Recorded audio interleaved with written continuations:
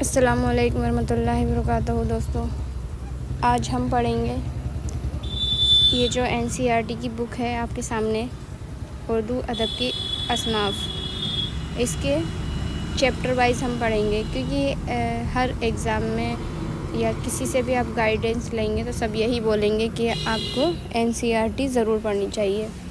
تو اس حساب سے ہم نے سوچا کہ ہمیں بھی NCERT لے کر آنی چاہیے، اور یہ جو بک ہے یہ کافی کارآگر ثابت ہوگی آپ کے امتحانات میں، کیونکہ اصناف سے جو بھی ریلیٹڈ فیکٹ ہیں وہ اس بک میں ایک دم اوتھینٹک طریقے سے لکھے گئے ہیں، جو کیونکہ یہ NCERT کی طرف سے ہے، اور اس میں سبھی اصناف کے بارے میں تفصیل سے بتایا گیا ہے۔ ہم اس کتاب کو ایک چیپٹر وائز کلاسز میں دیکھیں گے۔ چلیے ایک بار اس کی انڈیکس دیکھ لیں۔ تو یہ ہے فہرست، جسے ہم انڈیکس بھی کہتے ہیں۔ اس کے اندر ہم کیا کیا پڑھیں گے، دیکھو، پہلے نمبر پہ ہے قصیدہ، غزل، پھر ہے مثنوی، مرثیہ، اس کے بعد ہے نظم۔ ٹھیک ہے، یہ سبھی اصناف کے بارے میں ہم اس میں دیکھنے والے ہیں۔ اگلا ٹاپک ہے نظم کے اندر معرہ نظم، آزاد نظم، نثری نظم، ترکیب بند، ترجیع بند وغیرہ، مستزاد، مصمت، مثلث، مربع، مخمس، مسدس، مسبع، مسمن، متسع، معشر۔ یہاں تک نظم ہماری کمپلیٹ ہوتی ہے۔ اس کے آگے ہے رباعی، قطعہ، حمد، نعت، منقبت، شعر عاشق، واسوخت۔ آگے ہے ریختہ، گیت۔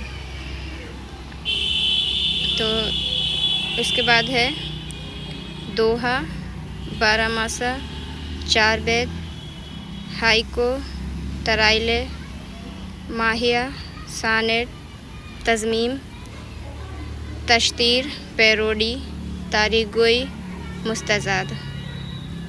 26 نمبر پہ ہے مستزاد۔ آگے ہم دیکھیں گے نثری اصناف۔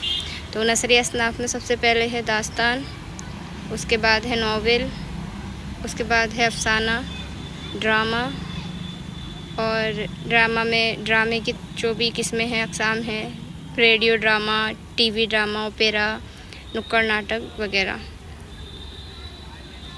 اور اس کے بعد ہے تنقید، تحقیق۔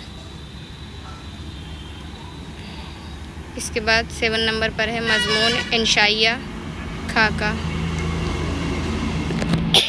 اس میں ہے طنز و مزاح، مکتوب نگاری۔